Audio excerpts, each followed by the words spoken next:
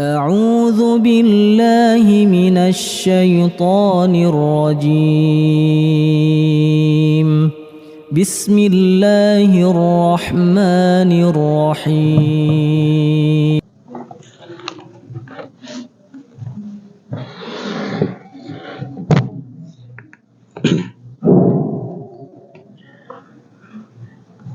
Bismillahirrahmanirrahim. Assalamualaikum warahmatullahi wabarakatuh.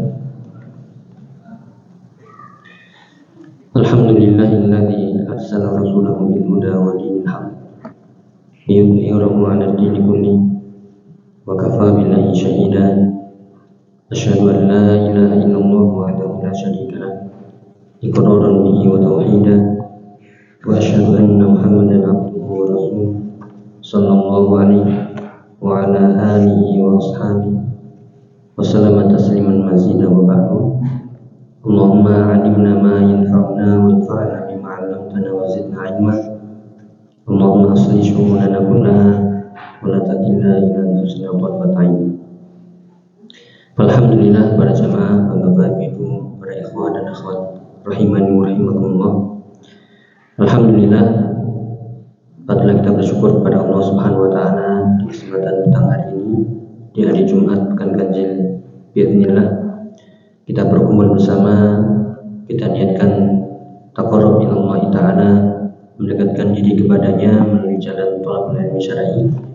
Semoga Allah mencatatnya sebagai amalan yang ikhlas lillahi taala, amalan yang kelak menjadi pemberat timbangan kebaikan kita yaumul qiyamah. Allahumma amin. Melanjutkan istifadah bersama dari kitab Al-Ubudiyah dari Syekhul Islam Ibnu Taimiyah rahimahullah rahmatan wasi'ah. Masih dari penjelasan tentang yaitu keagungan Allah, kebesaran Allah yang mengiring kita untuk berubudiyah kepadanya. Dan juga kita lanjutkan dengan jati diri seorang manusia, seorang hamba adalah abdul. Maka dia akan mencari siapa yang disembahnya, tidak bisa tidak, karena hakikat manusia pada dasarnya adalah abdun yahtaju ila ma'budin. Seorang hamba butuh kepada siapa yang dia sembah. Kalau dia diberikan petunjuk menyembah kepada yang hak, yaitu Allah Subhanahu wa taala, maka beruntunglah dia. Dia akan menyembah hanya sesembahan satu saja. Namun ketika dia tidak menyembah dan yang lainnya, ini akan banyak bercabang-cabang dan dia akan tercerai-berai hatinya dan urusannya fid dunya wal akhirah. Maka amat sangat rugilah orang-orang yang menyembah kepada selain Allah Subhanahu wa taala. Itulah yang nanti akan kita bahas biidznillah. Ya, melanjutkan sedikit dari penjelasan yang kita baca sebelumnya, yaitu tentang ya nama Allah Al-Kabir. Di situ kita beribadah dengan nama Al-Kabir dalam beberapa kesempatan, yaitu ketika kita bertakbir sholat, kemudian juga ketika azan, ya ketika zikir-zikir, ya ketika naik atau ketika dalam perjalanan naik, ya demikian juga turun. Dan juga yang dikatakan di sini belum kita baca, wa bihi yudfa'ul hariqu wa in 'azma. Ini diantara ya faedah kita membaca takbir. Wa bihi yudfa'ul hariq. Dengan takbir itu bisa memadamkan kebakaran, memadamkan api. Wa in 'azma, jika api itu membesar. Ini dijelaskan sekali lagi, ini pendapat dari Syekh atau Syekhul Islam Ibnu Taimiyah. Kemudian dijelaskan oleh Syekh Shalal Fauzan hafizahullah ta'ala bila mengatakan bitakbir yudfa'ul hariq. Dengan ucapan takbir, nah kalau kita yakin benar dengan ucapan takbir itu, bahwasanya kemarin sudah kita terangkan, ketika kita membaca takbir Allahu Akbar, maka semua selain Allah adalah kecil, semuanya rendah, semuanya hina. Allah dialah yang maha besar segala-galanya, zatnya, sifatnya. Kita harus mengagungkan Allah seagung-agungnya dan merendahkan ya kita serendah-rendahnya, dan menganggap semua perkara selain Allah adalah perkara yang kecil, perkara yang hina. Maka ketika kita mengagungkan Allah ketika membaca ini, maka akan berdampak ya akan berdampak, berefek kepada apa yang kita baca di hadapan kita. Sebagaimana kemarin kita ceritakan dan juga nanti kita baca sedikit, syaitan saja tidak kuat mendengar kata Allahu Akbar. Ketika azan, syaitan akan lari terbirit-birit sampai dia buang angin. Tujuannya adalah biar tidak mendengar azan, saking gak kuatnya. Ya sampai terkentut tentu. Demikian juga di sini dengan takbir akan memadamkan kebakaran. Yani tentunya dengan keyakinan, ya, dengan bacaan kita yang dengan kita pahami tadi, maka di sini ada tajribah, ada percobaan yang diceritakan oleh Imam Ibnu Qayyim dan juga gurunya Syekhul Islam Ibnu Taimiyah.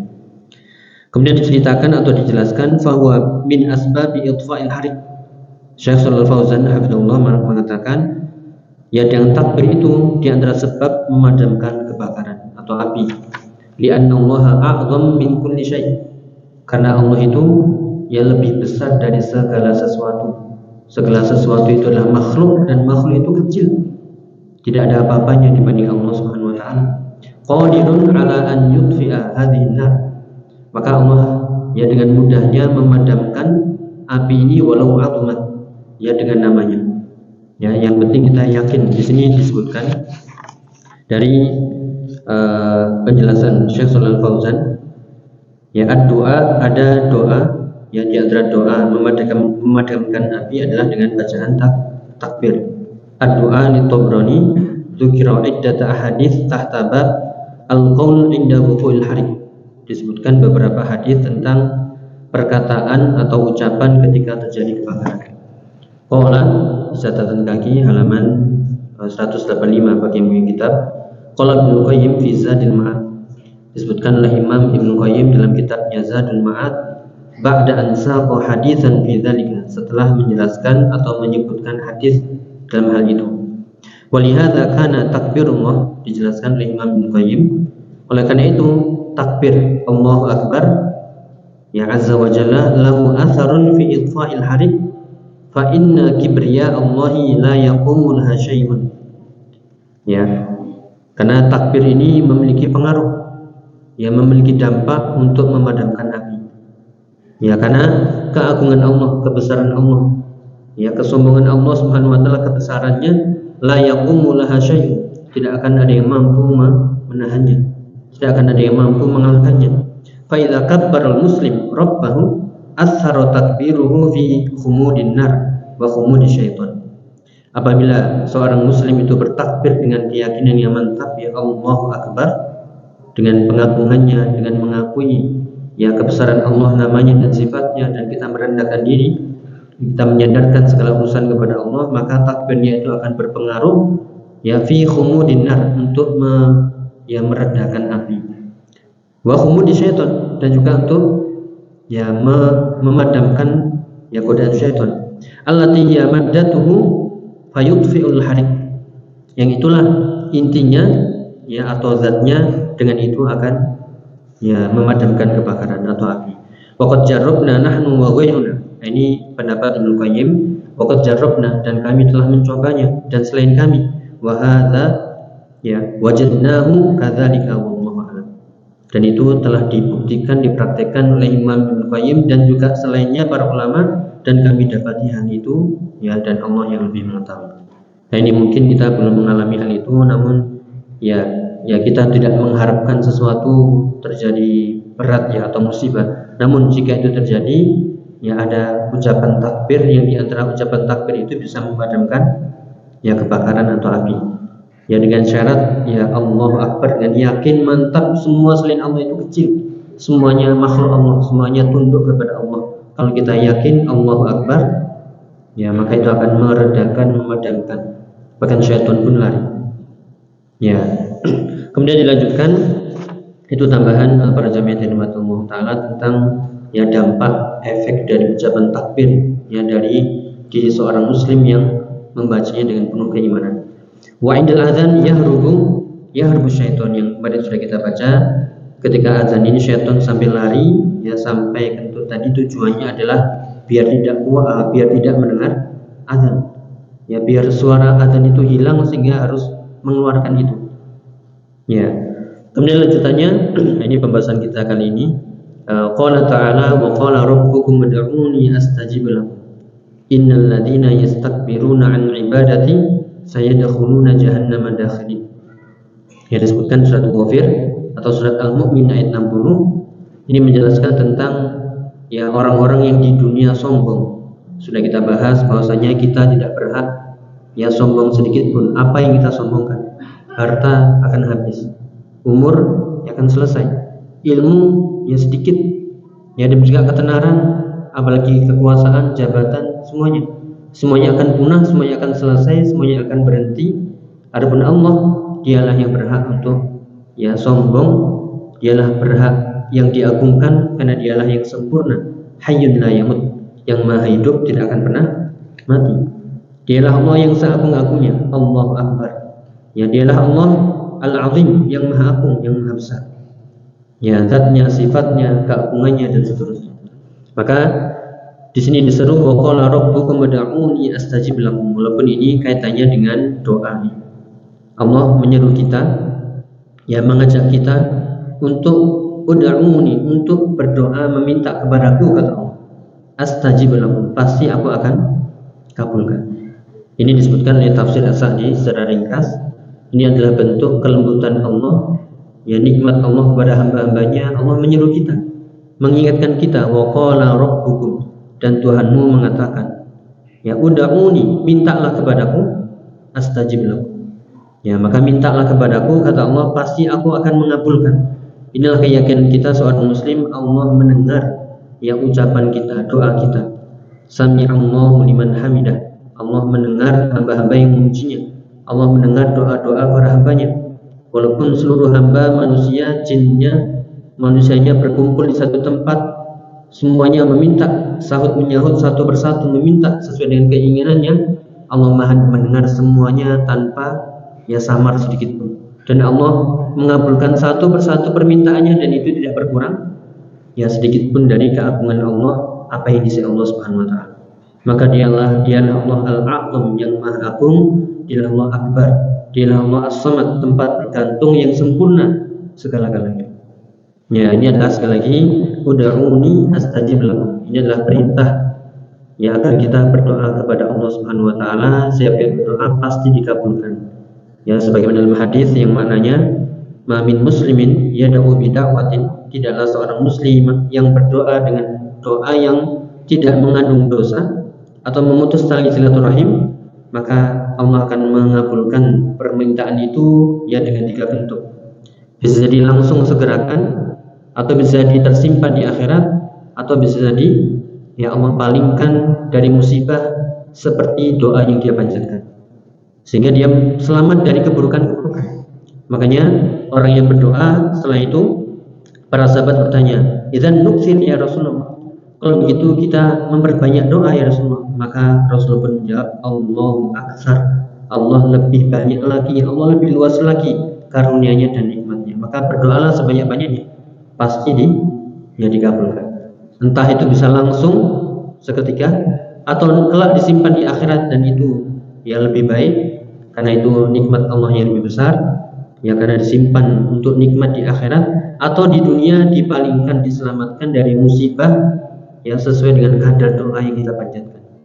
Ya, sehingga kita mungkin selamat dari musibah, sehat, ya selamat dari ya bencana dan sebagainya, berkat doa-doa kita yang dipanjatkan, yang kita panjatkan dan dikabulkan oleh Allah. Ya, maka di sini jangan lupakan, karena doa ini adalah sesuatu yang paling mulia, bahkan ibadah yang sangat-sangat agung. Mungkin pernah kita bahas di kitab ini, yaitu ibadah disebut dengan ibadah yang sangat agung karena terkumpul di sana yang merendahkan diri kita kepada Allah, mengagungkan Allah seagung-agungnya. Kita sangat-sangat membutuhkan Allah ketika kita mengendahkan tangan kita, mengangkat tangan kita ke langit, benar-benar minta, memelas, merengek kepada Allah.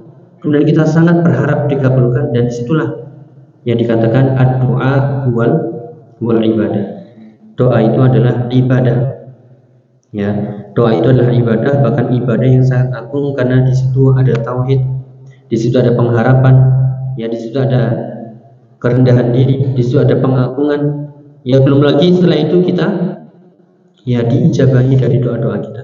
maka pahalanya sangat besar. Ya, bahkan seperti yang tadi kita sebutkan dalam makna hadis, yang penting kita adalah berdoa. Ijabahnya tidak perlu kita pikirkan, pasti diijabahi. Ini yang diriwayatkan dari asar Umar bin Khattab radhiyallahu anhu yang disebutkan di kitab Ad-Dawa oleh Imam Al-Qayyim. Ya, dari Umar bin Khattab yang mengatakan, inni la ahmilu hammal ijabah. Ya, aku tidak terfikirkan atau terbebani dengan kapan diijabahi doa-doa. Walakin ahmilu hammad doa.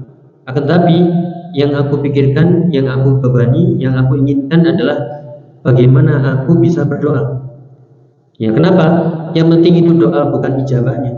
Faida ulhimtud doa, ya fal ijabatu ma'ahu. Karena jika aku diberi ilham, diberi taufik oleh Allah Ta'ala, digerakkan hatiku untuk berdoa, pasti ijabah itu akan menyertainya. Itu keperkataan Umar bin Khattab radhiyallahu anhu. Jadi yang terpenting adalah bukan kapan diijabahi, kapan dikabulkan, kapan terwujud. Ya, itu urusan Allah dan pasti akan dikabulkan dengan 3 opsi tadi.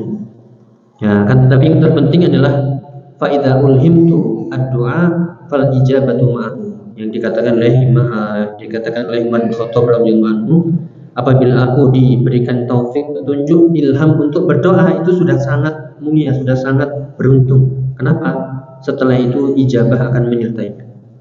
Ya, maka jangan sampai kita melupakan doa, ya, khususnya di waktu-waktu mustajab, ya, di sujud sebelum salam, di antara adzan dan iqamah, ya, di waktu asar, ya, di saat khatib naik mimbar sampai selesai sholat, ya, dan juga waktu-waktu mustajab yang lain. Ya, karena doa ini, ya, senjata bagi seorang mukmin. Ya, kemudian lanjutannya, wa innal ladzina yastakbiruna an ibadati sayadkhuluna jahannama dakhirin. Di sini menerangkan yaitu orang-orang yang sombong. Ya, an ibadati. Di sini doa dikatakan ibadah, ya, padahal tadi ayatnya bukan tentang ibadah. Inilah yang dinamakan penyebutan secara khusus kemudian penyebutan secara umum. Artinya doa bagian dari ibadah, bahkan itulah ibadah. Ya, dikatakan innal ladzina yastakbiruna an ibadati, bukan an du'ai. Padahal tadi membicarakan tentang, ya, doa. Makanya semuanya orang-orang yang sombong dari ibadah kepadaku, saya dakhuluna jahannama dakhili. Kelak pasti mereka akan masuk, ya, neraka jahanam dalam keadaan dakhirin. Dakhirin artinya sohirin, ya, artinya yaitu rendah, hina, ya, bukan, ya, kesombongan yang muncul ketika itu.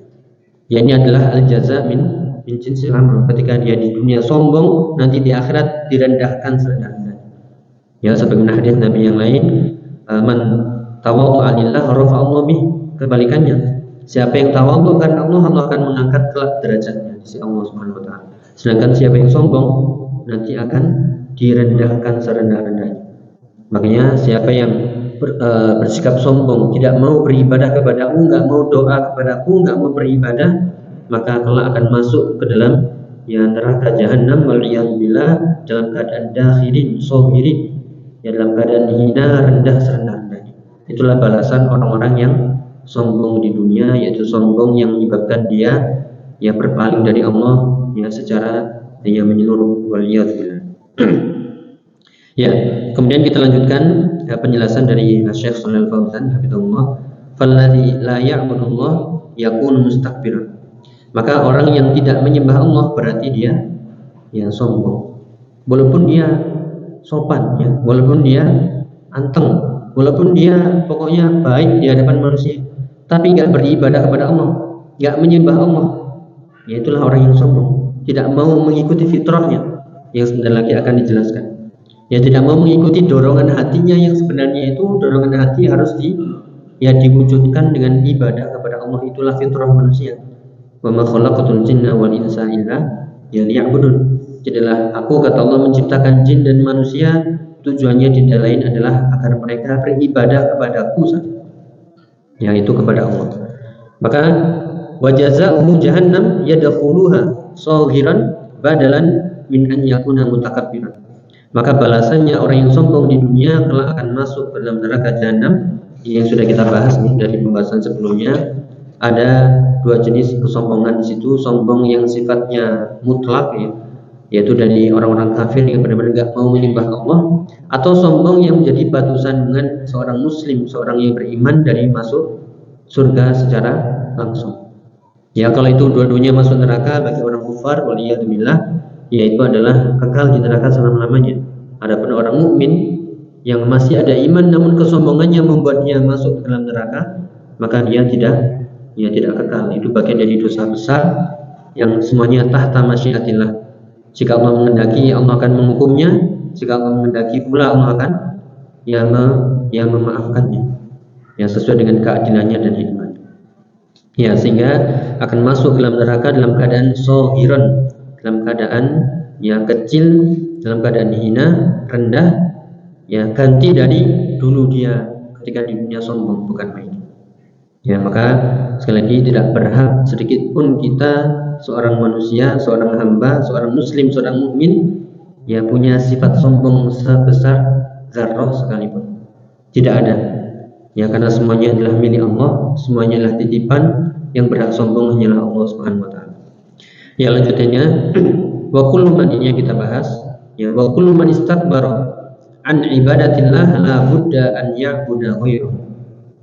Yang dikatakan setiap orang yang sombong dari ibadah kepada Allah pasti dia akan menyembah yang lain. Inilah pembahasan pada hakikatnya manusia itu fitrahnya, ghorizahnya atau ghorizah yang nanti akan disebutkan, yaitu nalurinya, instingnya itu mencari sesembahan. Siapa yang bisa diagungkan, siapa yang bisa diminta, siapa yang bisa untuk disembah. Ya, karena hati butuh yaitu sandaran. Ya, maka siapa yang sombong dari menyembah Allah, maka pasti dia akan menyembah yang lainnya. Tidak bisa tidak. Yang dijelaskan oleh Syekh Shalal Fauzan hafizahullah ta'ala, li'annal insan aslahu atau li'annal insan asluhu abdun. Manusia itu pada dasarnya adalah ya seorang hamba, siapapun dia. Ya, abdun yang sudah kita terangkan berkali-kali, abdun maknanya adalah mu'abbadun. Abdun artinya adalah mu'abbadun, seperti jalanan yang sudah ditundukkan. Ya, berarti thoriqun mu'abbad artinya jalan yang sudah tunduk. Demikian juga manusia, abdun mu'abbadun, bukan ma'bud dia. Ya, sehingga manusia adalah hamba yang sudah ditundukkan, harus dia tunduk, menyerah, patuh, bukan malah menjadi sesembahan. Ya, bukan malah yang disembah. Ya, kembali, jadi manusia pada dasarnya adalah abdun, seorang hamba, fala budda an ya'buda syai'an yushbi'u ghorizatahu. Dia membutuhkan sesembahan untuk memuaskan instingnya, ya, memuaskan nalurinya, memuaskan dorongan hatinya, fitrahnya. Karena manusia diciptakan untuk ini. Ya, dia hatinya terdorong untuk menyembah siapa, untuk bergantung kepada siapa, untuk meminta kepada siapa. Ya, inilah kalau kita diberikan hidayah, taufik, dan itu kita arahkan kepada Allah, ya maka bersyukurlah. Itulah fitrah kita, dan pernah kita bahas ini, itulah tujuan hidup. Siapa yang sudah mencapai dan mengerti tujuan hidup, beribadah kepada Allah sesuai fitrahnya, maka dialah orang yang beruntung, orang yang bahagia. Berarti dia sudah tahu tujuan hidup, tinggal melangkah saja istiqomah. Adapun bagi orang-orang yang belum mengerti tujuan hidupnya, fitrahnya masih kemana-mana, masih kepada selain Allah, kepada dunia, kepada syahwat. Nah, selama itu dia tidak akan pernah bahagia, walaupun syahwatnya terpenuhi semuanya, karena dia belum sampai tujuan hidupnya. Ya, sebagaimana kita ungkapkan dahulu, ya, dengan perumpamaan ketika seorang ingin safar dari sebuah tempat ke tempat yang lain, ke Surabaya misalnya, ketika dia sudah sampai tempat, tenang sudah. Ya, tapi kalau belum sampai, maka akan gelisah, ini cepetan, belum sampai. Ya, tersesat dan sebagainya. Walaupun di perjalanan itu menyenangkan, walaupun di perjalanan itu indah dan sebagainya, namun ketika belum sampai tujuan, ya akan pernah bahagia. Demikian juga kita, maka bersyukurlah ketika Allah memberikan taufik kepada kita tahu tujuan hidup, yaitu beribadah, bertauhid, ya, menyerahkan fitrah kita itu kepada apa yang Allah tujukan, yaitu menyembah Allah SWT. Iyyaka na'budu ya wa iyyaka nasta'in. Ya. Sekali lagi, seorang hamba pada dasarnya adalah abdun, yang dia harus menyembah sesuatu. untuk melampiaskan yaitu dorongan hatinya. Itulah hakikatnya. Fa imma an ya'budallah, bisa jadi dia menyembah Allah dan itulah yang benar, yang hak. Wa imma an ya'buda ghairahu, atau bisa jadi kalau dia enggak menyembah Allah pasti menyembah yang lainnya. Pasti, tidak bisa tidak. Kalau dia mengatakan itu enggak menyembah apa-apa itu, ya enggak menyembah patung, enggak menyembah Allah, enggak menyembah dewa, dia ateis misalnya, itu sebenarnya dia menyembah apa? Menyembah hawa nafsunya, ya menyembah akalnya, ya karena dia mengikuti hawa nafsunya yang kotor, pasti akan menyembah sesuatu, entah yang wujud atau tidak berwujud. Karena manusia butuh sandaran tadi, ya butuh kepada siapa dia meminta, kepada siapa dia bergantung. Makanya sekali lagi kita ulang-ulang, ya bersyukurlah, kita harus bersyukur kepada Allah atas nikmat hidayah. Ketika Allah mengenalkan kita, ya ketika Allah mengizinkan kita untuk mengenalnya. Itu yang pernah kita sebutkan ya. Dari nukilan yaitu ucapan Syekh Masyhur yang kemarin ya daurah kita sebutkan ucapan beliau, yaitu di antara nikmat terbesar seorang hamba adalah Allah mengizinkan hambanya untuk mengenal dirinya, yaitu mengenal Allah Subhanahu wa taala. Ya, kemudian walidzalika tajidu al-musyrikina ya'buduna asya'a tafihatan, ya la taliqu bil uqul haitsu ya'buduna al-baqar. Kemudian diterangkan lagi, oleh karena itu engkau akan mendapati orang-orang musyrik itu mereka menyembah apa saja, ya bahkan sesuatu yang remeh sekalipun, yang hina, yang enggak pantas untuk disembah, yang enggak masuk di akal ini, ya karena ini makhluk kok disembah, dia membutuhkan, butuh perhatian, butuh ini kok malah disembah, malah diminta. Disebutkan di sini contohnya adalah haitsu ya'budunal baqar, menyembah ya sapi. Ya sapi bisa kita minta, ya kemudian kita ya minta tolong atau minta apa, minta ini, minta itu dan seterusnya, tidak. Padahal sapi adalah makhluk. Ya namun sekali lagi, karena manusia tidak mengenal Allah, ya tidak menyerahkan fitrahnya kepada Allah, maka Allah akan serahkan fitrahnya kepada semua apa saja yang menurutnya itu bisa dijadikan sesembahan, dan itu ya bagian dari kesyirikan. Ya karena sekali lagi ketika seorang tidak menyembah Allah, pasti akan menyembah yang lainnya, pasti akan mencari apa saja yang bisa jadi sandaran, entah apapun itu walaupun tidak masuk di akal. Contohnya adalah menyembah sapi. Wa ya'budunal furuj. Nah ini disebutkan lagi, bahkan menyembah ya naudzubillah, mohon maaf bahasanya, yaitu menyembah kemaluan wanita, syahwat saja. Ya wa ya'budu asya'a munhattah, bahkan menyembah sesuatu yang rendah hina, ya batu, ya pohon, ya apalagi uang, ya jabatan kan mulia ya di dunia, ya tapi itu hanyalah ujian. Wa hatta inna ba'dahum ya'budu tamrah, bahkan disebutkan lagi sebagian mereka menyembah kurma, tamernya, allati ma'ahu idza ja'a akalaha, yang kurma itu dikumpulkan ya dalam perjalanan, pas lapar enggak ada yang dimakan ya, akhirnya makan Tuhannya dimakan, sesembahannya dimakan. Ini ghairu ma'qul ya, tidak bisa diterima akal, tapi itulah manusia. Sekali lagi ini harus kita pahami, ghorizah, yaitu fitrah, naluri, insting manusia itu harus menyembah kepada sesuatu, dan itu serahkan kepada Allah saja. Kalau tidak, ini akan mencari apa saja yang saat itu bisa, namun tadi ketika terjadi sesuatu Tuhannya malah dimakan tadi, ya tamernya, kurmanya malah dimakan ketika lapar. Fa yaj'alu lahu rabban min at-tamr, maka dijadikanlah Tuhannya itu dari kurma, kemudian dia sembah. Idza ja'a, yaitu ja'a pakai ain, ya, ketika lapar dia makan Tuhannya. Ini kurang ajar ya, tapi itulah yaitu ketika seorang tidak melampiaskan ghorizahnya, ya syahwat, bukan syahwat, yaitu fitrahnya untuk menyembah Allah. Ya kemudian li'annahu yahinnu ilal ibadah, karena manusia itu rindu untuk beribadah, rindu untuk bertawadhu, ya merendahkan diri, mengagung-agungkan, ya meminta, memelas, ya merengek, berharap, takut. Itulah semuanya ibadah, ya ibadah dari hatinya. Maka semuanya akan butuh kepada ibadah ini. Kalau kita simpulkan dari perkataan Syekhul Islam Ibnu Taimiyah yang dulu ya, ibadah itu adalah puncak kecintaan dan puncak ketundukan. Nah, kita butuh menyerahkan cinta yang puncak itu kepada Allah. Kalau kepada selainnya, ya kita akan celaka. Kita akan salah dalam penempatannya. Cuma juga kita menyerahkan ketundukan yang puncak itu kepada Allah, dan manusia butuh itu. Belum lagi harap, takut, ya, belum lagi merendahkan diri, mengagungkan, meminta dan seterusnya. Ya, maka seorang manusia dia akan rindu untuk ibadah. Falayatrukul ibadah, pasti dia tidak akan meninggalkan ibadah. Cuman itu tadi, kalau dia ibadahnya benar, dia bahagia, selamat di dunia wal akhirah.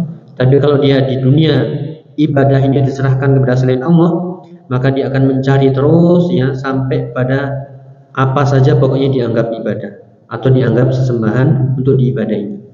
Walakin idza wufiqa li ibadatillah, lanjutannya, apabila seorang hamba diberikan taufik hidayah, ya, sehingga dia mengenal Allah, beribadah kepada Allah dengan penuh rasa cinta, takut, harap, merendahkan diri, meminta, ya, merengek, mengagungkan, ya, tauhid semuanya itu kita kumpulkan di situ, maka itulah yang dikatakan dia telah menempatkan ibadah pada tempatnya.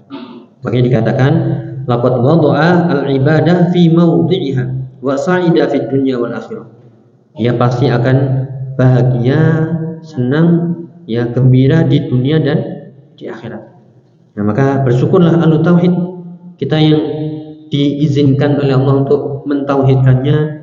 Inilah nikmat yang paling besar. Jangan sampai kita tukar dengan apapun dari tauhid ini, dengan apapun dari kelezatan dunia. Ya, wa amma idza abada ghairallah fa huwa musyrik.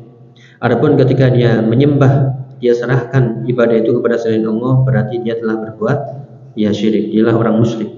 Ini disebutkan ayat perumpamaan yang sangat jelas ini, insyaallah. Semoga kita baca sama-sama ini, yaitu perumpamaan orang-orang yang berbuat syirik. Dia akan tercapik-capik hatinya, urusannya, ya, diibaratkan dengan perumpamaan yang semoga jelas ini. Kita baca di surat Al-Hajj ayat 31. Ya, qala Allah Ta'ala, wa man yusyrik billah faka'annama kharra minas sama' fatakhtafuhu at-tayr.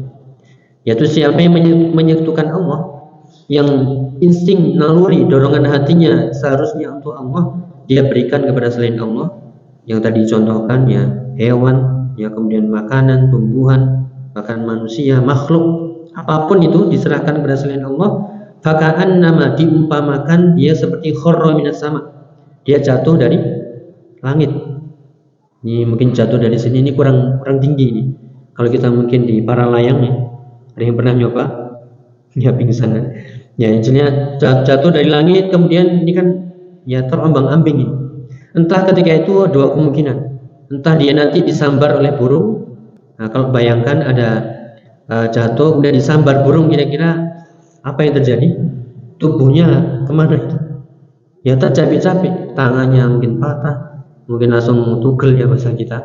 Kemudian kepalanya, ininya hancur sudah, dicapik-capik oleh burung tadi. Ya, atau dia dibawa oleh angin. Ya, dibawa oleh angin, dihembuskan ke tempat yang jauh, udah berantakan, entah tubuhnya kemana.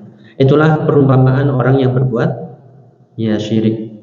Ya, hatinya terpecah-pecah. Dia tidak bisa fokus beribadahnya kepada Allah. Dia harus ke sini untuk minta tolong ke sesembahan ini, untuk minta ini harus ke sesembahan ini, untuk minta jodoh ke sesembahan ini, ya, untuk minta rezeki ke dewa ini, untuk minta jabatan, ya, ke mbah ini. Oh, ini pecah-pecah. Adapun orang yang bertauhid, dia hanya minta kepada Allah semata, yaitu iyyaka na'budu, hanya kepadamu lah, ya Allah, kami yang meminta pertolongan. Ialah ilahun wahid, ilahun haqqun, la ma'budu bihaqqin illallah. Ya, jadi sekali lagi, wa man yusyrik billah faka'annama kharra minas sama' fatakhtafuhu at-tayr. Ya, jadi siapa yang menyekutukan Allah, yang berbuat syirik, maka seolah-olah dia jatuh dari langit kemudian disambar oleh burung. Ya, kira-kira kita dipatuk burung dari dekat aja sakit. Ini sambil jatuh kemudian, ya, ditabrak, ya, disambar. Sehingga fal muwahhid lillah murtafi. Ini diibaratkan perumpamaannya orang yang bertauhid itu posisinya tinggi, ya, murtafi. Iman itu tinggi, sedangkan syirik itu rendah. Makanya ketika seorang berbuat syirik dari posisi tinggi jatuh ke posisi rendah, jadi Jatuh itu sudah sakit. Ini jatuh dari tempat yang tinggi, dari langit ya, bukan dari langit atap ini. Tapi dari langit kemudian ya terombang-ambing, kemudian ada burung disambar, atau kalau nggak ada burung ada angin topan misalnya, sehingga dia terbawa ke arah mana saja, kemudian ya terlempar sudah. Ya sudah pasti tubuhnya ya terkoyak-koyak dan hancur. Ya itulah perumpamaan orang-orang yang berbuat ya syirik, dia jatuh dari langit yang kemudian disambar oleh burung, atau tahwi bihir rihu min makanin, atau fi makanin sahih. Ya kita ulangi ayatnya.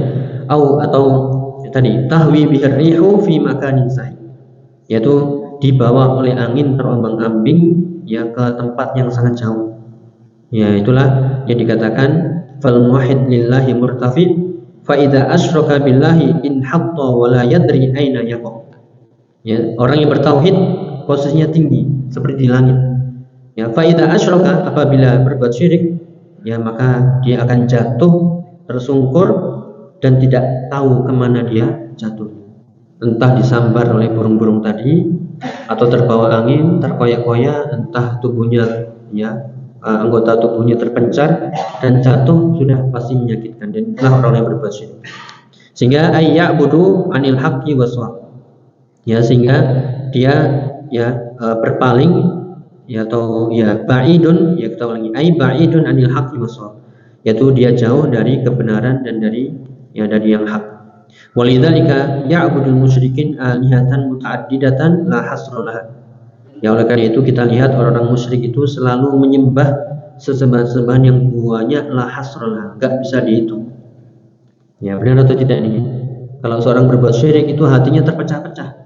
Yang tadi mau rezeki ke mbah ini, ya minta tolong ini ke dewa ini, ya minta makanan ini, minta keselamatan ke sesembahan ini, ya semuanya tercapek-capek. Seperti itulah hatinya nggak bisa menyatu, ya sebagaimana tadi turun atau jatuh tersungkur dari langit dan disambar burung, dikoyak-koyak, atau dia ya diterbangkan, ya dibawa oleh angin, kemudian dia dibawa ke tempat yang sangat jauh. Ya waliyadzubillah. Li'annahum 'abidun wa la budda lahum minal ibadah. Karena ya manusia itu sebenarnya adalah hamba dan dia membutuhkan siapa yang bisa disembah. Dia membutuhkan ibadah. Faman lam ya'budillah 'abada ghairu. Ya siapa yang menyembah selain Allah, ya maka pasti menyembah siapa yang menyembah selain Allah pasti menyembah siapa yang tidak menyembah Allah pasti menyembah yang lain. Fa idza qara'ta tarikhal musyrikin wa asnamihim ta'ajjabta min kaunihim ya'buduna hadhil asya' wa yansawna Allah ta'ala. Jika kita melihat ya sejarah orang-orang musyrik, enggak usah jauh-jauh, mungkin di negeri kita aja, itu kira-kira kemusyrikan itu berapa macam? Ya, banyak. Maksudnya yang disembah itu, yang dijadikan sesembahan itu banyak. Ya belum lagi di luar, ya di negeri Arab dan lainnya, akan tambah banyak lagi berhala-berhalanya, dewa-dewanya. Ya maka engkau akan takjub dan ya kok bisa mereka melupakan Allah satu-satunya ilahun hakun. Ya tetapi kama qala Ibnu Qayyim, ini dinukilkan perkataan Imam Ibnu Qayyim dalam kitabnya Nuniyah yang terkenal ya. Imam Ibnu Qayyim mengatakan dalam syairnya, harabu minar riqil ladzi khuliqu lahu fabulu biriqin nafsi wasyaitani. Ya mereka lari dari peribadatan yang mereka diciptakan untuk itu yang hakiki ya, yang gharizahnya yaitu dorongan hatinya adalah menyembah Allah, namun mereka lari dari beribadah yang hak. Akhirnya Allah balas, Allah hukum, fabulu biriqin nafsi wasyaitani. Akhirnya mereka menyembah, ya memperbudak dirinya kepada hawa nafsu dan syaitan. Ya itulah yang terjadi ketika manusia lari dari fitrahnya ya untuk menyembah Allah, pasti dia akan lari ya berpaling dan mencari ya kira-kira sesembahan yang bisa dimintai mana, walaupun itu tidak masuk di akal mereka. Kemudian nanti gagal, ganti lagi, cari lagi, gagal, ganti lagi, dan begitu seterusnya. Tapi siapa yang menyembah Allah satu-satunya, ya itulah yang hak, dan dialah Allah As-Samad, dialah Allah Al-Azim, Ar-Rahman, Ar-Rahim, Al-Malik, Al-Qudus, As-Salam, dan semua namanya ya sehingga kita semakin mengenalnya. Dan itulah ya bagian dari hidayah taufik yang patut kita syukuri dan terus kita jaga. Jangan sampai ya kita melepaskan kemerdekaan yaitu ketika kita menyembah Allah saja dan kita terpenjara sehingga harus memilih ibadah-ibadah kepada selain Allah. Yaitu mungkin yang bisa disampaikan. Monggo tadi yang kita sebutkan dari ayat surat Al-Hajj ayat 31, itu monggo diulang lagi di rumah. Wa may yusyrik billah faka'annama kharra minas sama fatakhtufu at-tayru tahwi bihi ar-rihu fi makanin sahih. Yaitu orang-orang yang berbuat syirik kepada Allah Subhanahu wa taala, maka seolah-olah dia jatuh tersungkur dari langit kemudian disambar burung, pasti terkoyak-koyak tubuhnya, patah sini dan sebagainya, atau terbawa oleh angin kemudian diterbangkan ke tempat yang sangat jauh. Dan itulah perumpamaan orang-orang yang berbuat syirik. Adapun orang yang bertauhid posisinya selalu tinggi, selalu di atas, dan dialah orang yang berbahagia. Ini sebenarnya ada tafsiran yang lain dari kisah ruh yang ketika ruhnya itu jahat kemudian diambil oleh malaikat, kemudian ketika mau diangkat ke langit, semua langit tertutup, nggak menerima ruh itu karena ruhnya ruh jahat, ruh buruk. Kemudian setelah itu dilemparkan ke alam kuburnya dengan lemparan yang sangat menyakitkan. Kemudian dihimpit kuburnya, hancur tulang belulangnya, bahkan sampai tetisnya itu terhimpit. Yaitu perumpamaan yang sangat mengerikan. Wallahu a'lam bishawab. Nasallallahu alaihi wasallam. Semoga Allah menjadikan kita keluarga kita, anak keturunan kita selamat dari perbuatan syirik, baik syirik besar maupun syirik kecil, dan Allah menjadikan kita semuanya ahli tauhid. Allahumma inna nas'aluka al-jannah wa na'udzubika minan nar. Allahumma rzuqna husnal khatimah wa na'udzubika min su'il khatimah. Allahumma amin. Kurang lebihnya mohon maaf. Subhanakallahumma wa bihamdika asyhadu an la ilaha illa anta astaghfiruka wa atubu ilaik. Wa akhiru da'wana alhamdulillahi rabbil alamin. Sallallahu alaihi Muhammadin wa alihi wasallam. Assalamualaikum warahmatullahi wabarakatuh. لئن شكرتم لأزيدنكم ولئن كفرتم إن عذابي لشديد